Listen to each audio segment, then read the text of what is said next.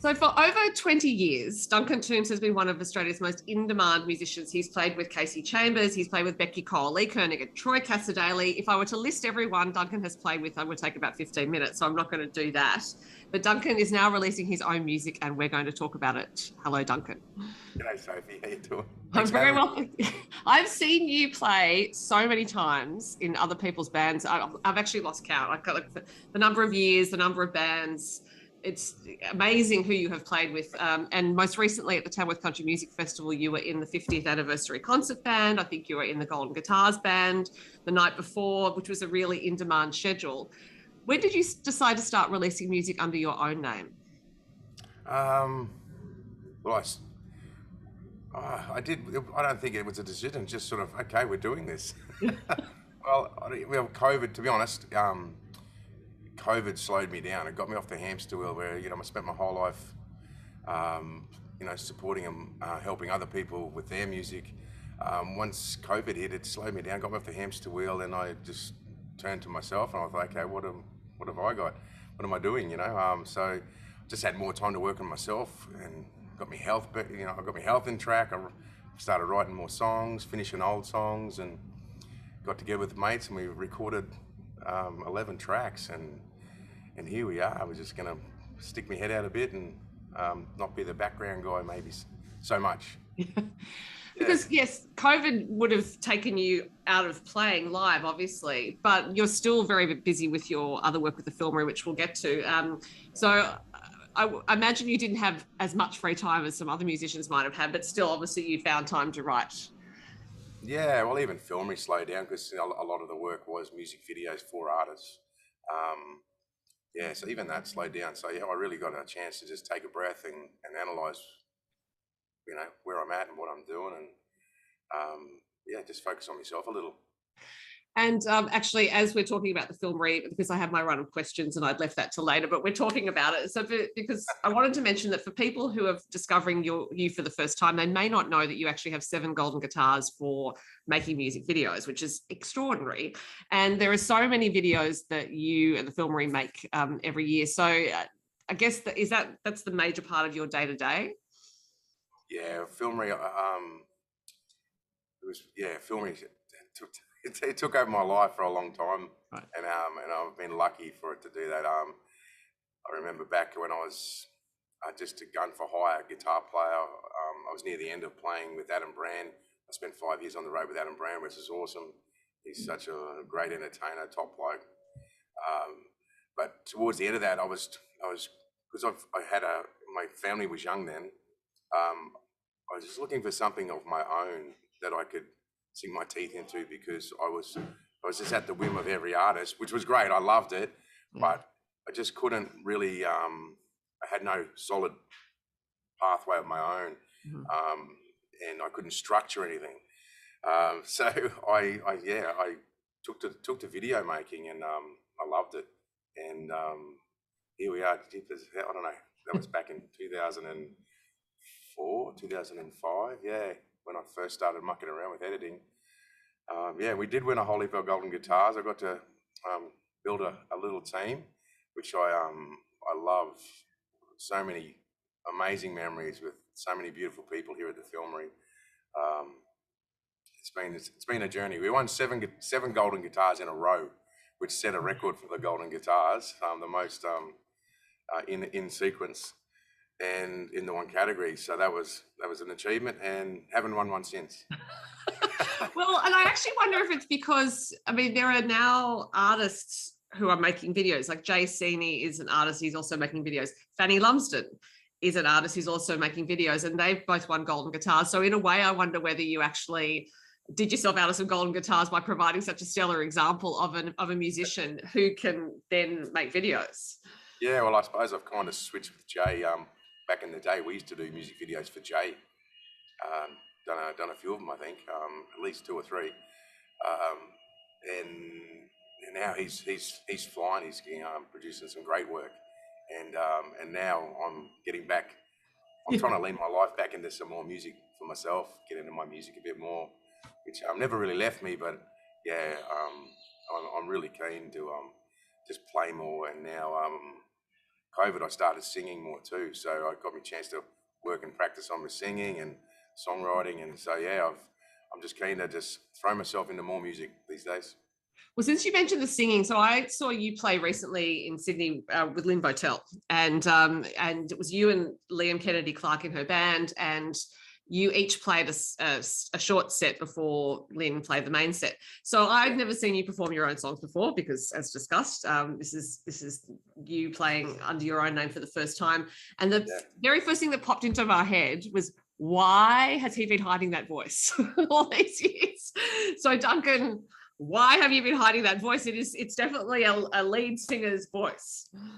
Well, I didn't intentionally hide it. I've always been a harmony singer, and I love harmony.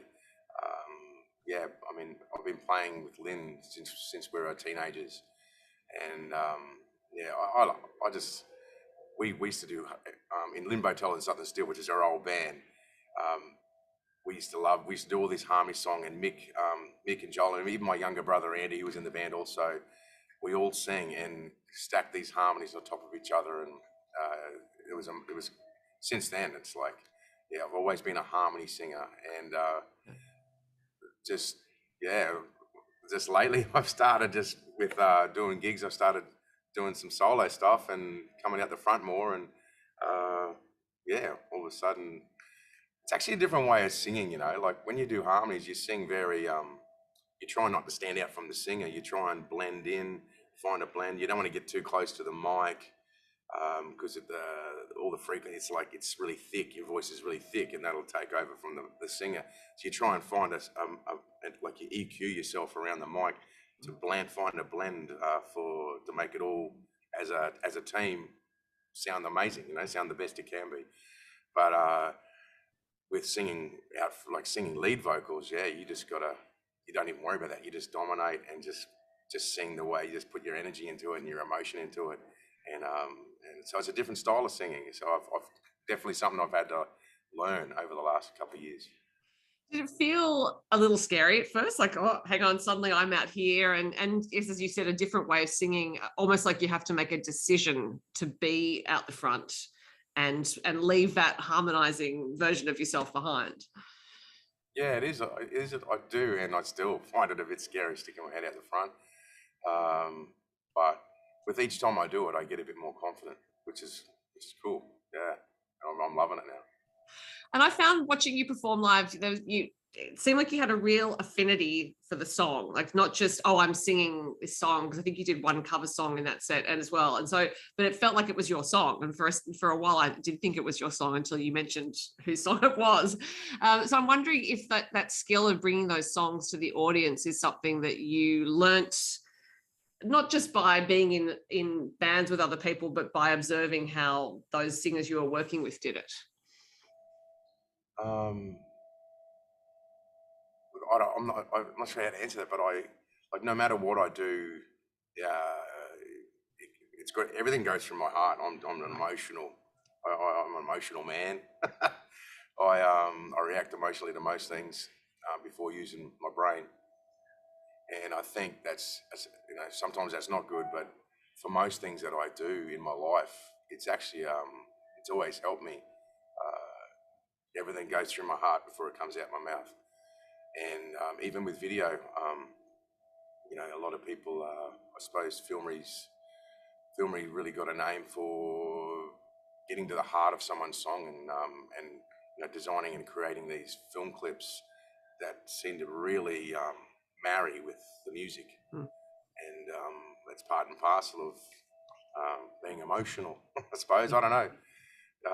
So yeah, I think that's a compliment that you think, straight away, it's my song, because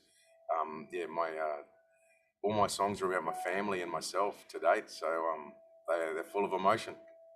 I think it's the perfect answer to say it comes from your heart. But I'm also wondering, when you're performing live, that requires you to put your heart on the line every single time, and not just every single show, but every single song. So I guess there's also that experience you've had as a performer of knowing how to harness that energy every single time. Otherwise, you could really run yourself flat after a certain period. Yeah, I think if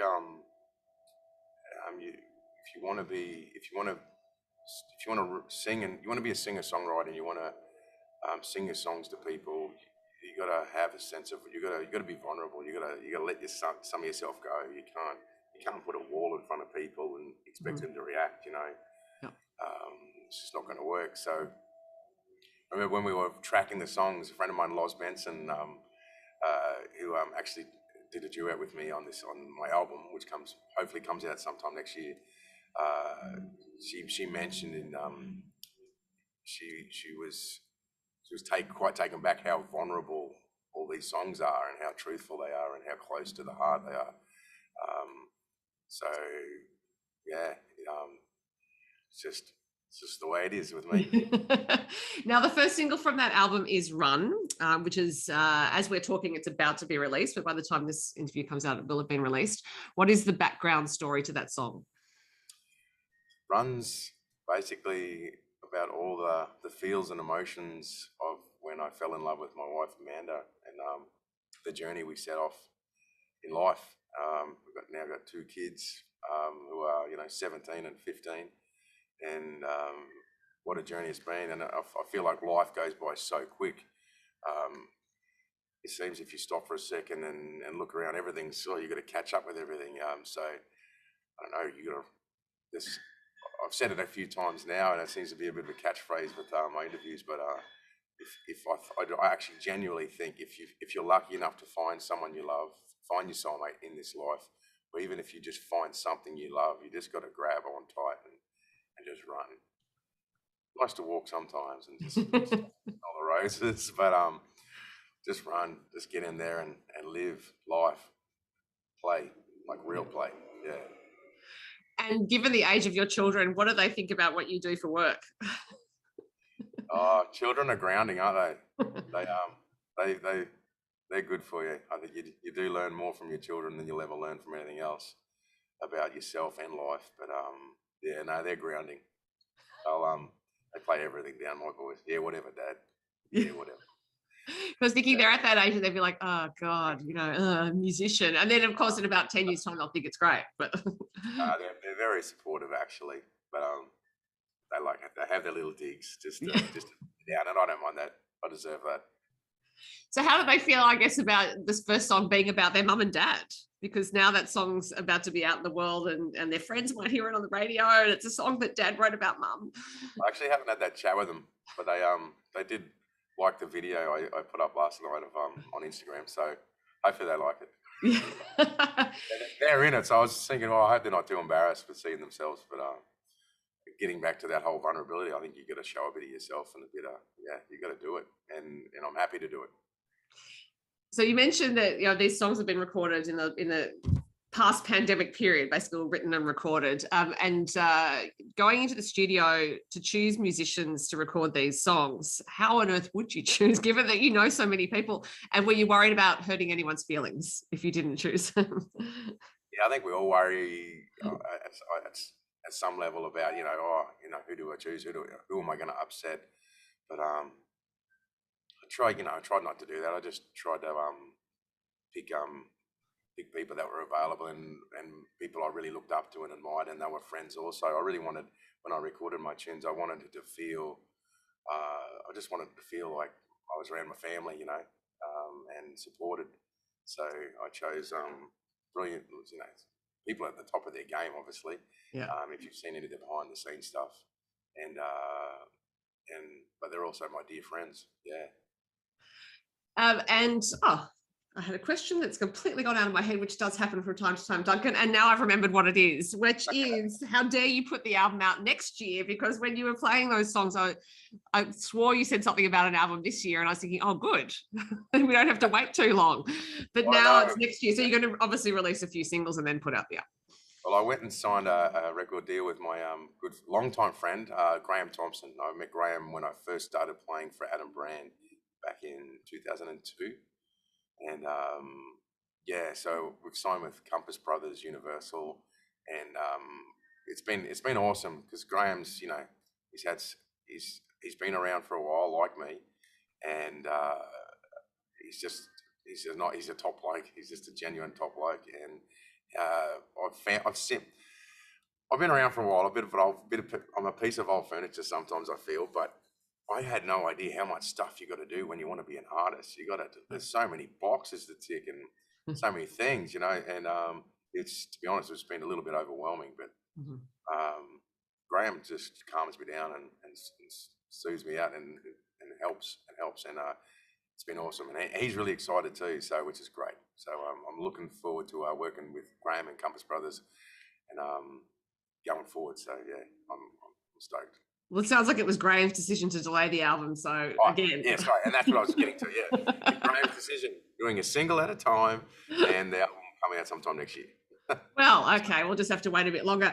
I am so interested. I always like to ask about the work side of things, as in behind the scenes stuff, because I find it interesting. I believe people do, between the filmery, your own music, playing with other people. How far ahead do you schedule your time? I try to schedule. Look, I'm for those that know me, I'm happy to live in absolute chaos. So I can handle. I don't know. I seem to thrive in chaos and non-structure. Yeah. I aim to have structure, and I wish to have everything lined up and mapped out, but I don't think it's part of my DNA. Yeah. Just can't. But I'm happy in chaos. I can literally be going this way, and someone says, "What about that?" And I'll go, "Yeah, that's cool. Let's go that way." So it's just something. I think it's maybe part of the creative brain I've got. I don't know, or maybe I lived under high voltage power lines when I was a kid. I'm not sure. So in other words, you're not scheduling too far ahead, apart from, I would imagine, tour dates, because you and Lynn Botel have you're playing with Lynn, you have quite a run of dates coming up through the chunk of the year, basically. I think Yeah, I've that's got good. it Linny up. does all that, so she's really good at. Linny's really good at scheduling and planning ahead. So I'm really lucky to be on Linny's tour and also play with her at the gigs. So yeah, that's all structured and ready to go. That's in the diary, and presumably with the filmery, obviously those shoots have to be slotted in. But and the question I meant to ask earlier when we were talking about the filmery is obviously you taught yourself how to make videos. So I'm presuming you taught yourself, because you just said you decided to start doing this work. So how did you even go about that? Because at the time you started, it wasn't like there was a lot of YouTube around with videos to tell you how to do things. Yeah, I think like anything I've done in my life, my dad always drilled into me when I was young, if you're going to do a job, you do it properly. So anything I take a liking to or want to do, I genuinely just dive in and just figure it out as I go. Yeah. So, yeah, Yeah. I don't, you're right. And there was technology. When I got into video, technology was changing so quickly, the camera technology, because I started on tape. I mean, back when I left school, I used to do edit voiceovers for TV and radio, and that was literally on reel to reel. Yeah. So, but yeah, when I got into video, it's just changed so quickly, and everything's. I mean, they still shoot on film, obviously, but everything's digital these days, and yeah, so that's probably been the biggest learning curve, is to keep up with technology and see what's available. Because it's not even that much time, really, when you think about when you started and you say, we used to film on tape, until now, in the annals of human history, it's really the blink of an eye, and that is a lot of change. But it makes you sound old when you say I used to work on tape. Yeah, but it was still this millennium anyway. So when it comes to making videos for yourself, is that a difficult process? Because of course you don't have that slight distance from the song that I would imagine you have with other artists' songs in order to shape a story around that video. You're spot on. It's always harder when you're in your own head too much, being too close to your songs. One great opportunity I had going in before I even thought about recording my tunes was to work with a good friend of mine, Scott Bird. He lives in Tasmania down in Matfeld now, but he used to live not far from me in Erina, and he helped me with my songs, get them out of my head and just like put them over there and just shape them and change them. And do you really need that? And Scotty Bird's just got incredible ears, incredible taste, and he's another guy that just soothes me out. He's just Scotty's just chill, and my songs wouldn't be what they are without having his help and his input for sure. He really helped me just figure out what I want and which way, how I want it to sound, and I can't thank Scotty enough. Bloody hell, he really helped me. As you said earlier, your music comes from the heart, and I also feel like in the work that you're doing between making videos, working with other musicians, and your own music, there's a real dedication to storytelling as well. So I'm wondering when that interest in telling stories from the heart, to use a shorthand about it, started for you. Were you a child? Did you become interested in it then, or was it a teenage thing? I don't know. I think so. I've never been a big reader. I don't like reading books. For some reason, I get like 3 pages in and I'm bored. But visuals, like movies, I've been a massive movie fan all my life since I was a kid. I remember my mate Mick McCartan, who's also a great photographer, and he's my best mate, and he lives up in Queensland at the moment. But we were both from. He taught me how to play guitar initially, Mick. His mum got us into the country music club, but what was I getting at? I just movies. We were talking about movies and things. Yeah, we used to watch like we had the old VHS tapes. We used to wear movies out and just watch them over and over again. And I think maybe that inherently spawned my love of storytelling. Just being such a movie lover. Yeah. You said his mum. Yeah. Yeah, he said his mum got you into the country music club. How old were you then? 13 or 14, maybe, yeah.